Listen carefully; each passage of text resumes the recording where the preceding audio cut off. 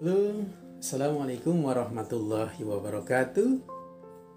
Jumpa lagi dengan saya Dimas Adiman, penggerak literasi. Salam literasi, literasi maju Indonesia Jaya. Oke teman-teman semuanya, para penggerak literasi, para guru, kepala sekolah di seluruh tanah air. Di awal bulan Ramadan, bagi kawan-kawan yang melaksanakan puasa, saya ucapkan selamat berpuasa. Mudah-mudahan puasa pada hari pertama ini menjadikan kekuatan keimanan dan keislaman kita. Oke kawan-kawan semuanya di seluruh tanah air, terutama para kepala sekolah, kemudian calon kepala sekolah, dan juga mahasiswa di bidang pendidikan yang akan terjun sebagai guru, sebagai pendidik, atau sebagai tenaga pendidikan. Nah, kali ini saya akan menyampaikan terkait dengan tugas kepala sekolah, ya, atau dikenal sebagai headmaster, ya. Ini ada 4 tugas yang bisa dilaksanakan atau biasa dilaksanakan oleh seorang kepala sekolah. Yang pertama, kepala sekolah sebagai administrator sekolah. Jadi, kalau kita berbicara mengenai administrator, administrasi, tentu ada hal yang harus kita lakukan karena di sana ada berbagai macam sumber daya manusia yang ada, SDM yang ada, dan kita harus bisa memanfaatkan mereka semua dalam rangka untuk mencapai visi dan misi yang kita rumuskan. Oleh karena itu, apabila Anda seorang kepala sekolah, setiap datang ke sekolah yang baru, segera lakukan identifikasi semuanya, mulai dari tenaga pendidikan, guru ya, atau tenaga kependidikan, kemudian juga potensi siswa, sarana prasarana, kemudian dukungan dari masyarakat, supaya semuanya bisa kita kelola dengan baik dalam rangka untuk mencapai apa yang menjadi misi dan visi kita. Sehingga kalau kita sudah mengetahui apa keunggulannya, apa kekurangannya dari sumber daya manusia yang kita miliki, kita akan dengan mudah melakukan pengelolaan. Kepala sekolah juga bertugas sebagai manajer.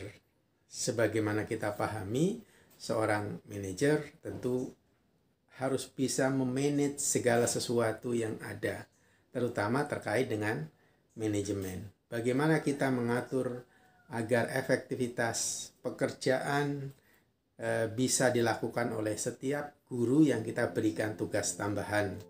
Apakah itu sebagai wakil kepala sekolah, apakah itu sebagai pembina, ya, pembina OSIS misalkan, pembina ekstrakurikuler, apakah dia sebagai pengelola keuangan dan sebagainya.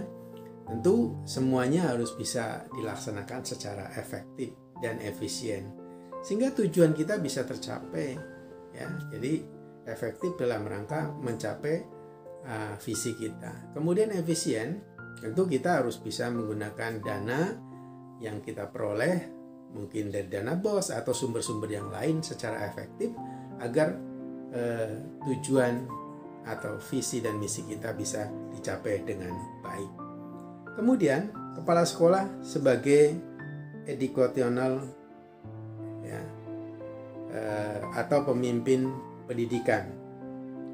Jadi seorang kepala sekolah harus bisa melakukan pengaturan terhadap bagaimana proses pembelajaran yang terjadi di sekolah. Jadi kita apabila berlaku sebagai kepala sekolah itu ibaratkan seorang sopir. Jadi kalau seorang sopir, bagaimanapun keadaan penumpang kita harus bisa membawa semua penumpang kita selamat sampai ke tujuan.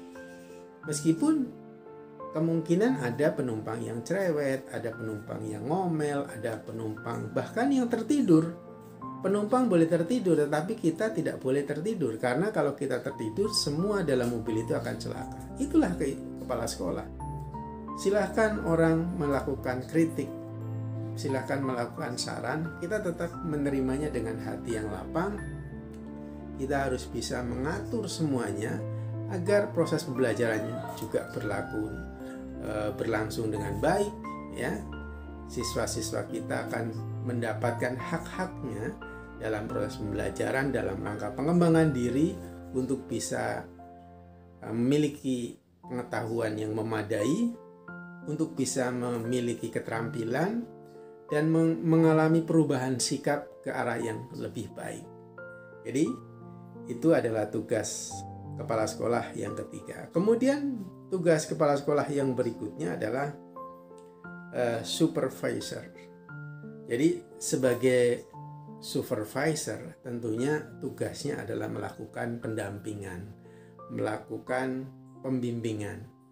Jadi dalam rangka melakukan pendampingan terhadap guru dan tenaga kependidikan di sekolah, kita tidak perlu menggunakan emosional, tetapi kita perlu menggunakan logika, perlu menggunakan perasaan sebagai manusia.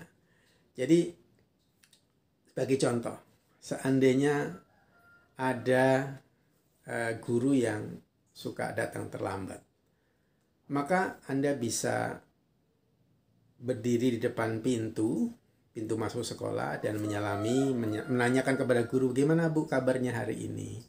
Kenapa datang siang?" dan seterusnya. Ini kita lakukan berkali-kali. Kalau tidak, kita lakukan pembinaan secara individu di dalam ruangan kepala sekolah misalkan. Kita tanyakan apa penyebabnya sehingga mereka atau dia datang terlambat. Jadi perlu berdasarkan pengalaman bahwa mengubah jam pelajaran menjadi lebih siang, misalkan masuk lebih siang yang tadinya jam 7 menjadi 7.15 atau 7.30, ini tidak akan mengubah keadaan bagi mereka yang suka terlambat. Kalau mereka telat tetap saja, walaupun dimundurkan sampai jam berapa saja sudah telat. Karena ini masalah mindset, masalah karakter, masalah pribadi setiap orang. Jadi harus diubah, diperbaiki sehingga mereka bisa mengalami perubahan. Jadi itu tugas-tugas pokok kepala sekolah, ya. Yang pertama sebagai administrator, kemudian yang kedua sebagai manajer, yang ketiga sebagai pemimpin, dan yang keempat sebagai supervisor. Mudah-mudahan ini bisa membantu agar Anda bisa memimpin sekolah Anda dengan baik menuju sekolah yang kalau sekarang smart school. Jadi sekolah yang bisa diakses dengan mudah, memberikan pelayanan prima, ramah terhadap orang tua dan kepada siswa. Mudah-mudahan sekolah Anda akan semakin sukses dengan kompetensi dan juga dengan Anda memahami apa tugas Anda yang harus Anda lakukan.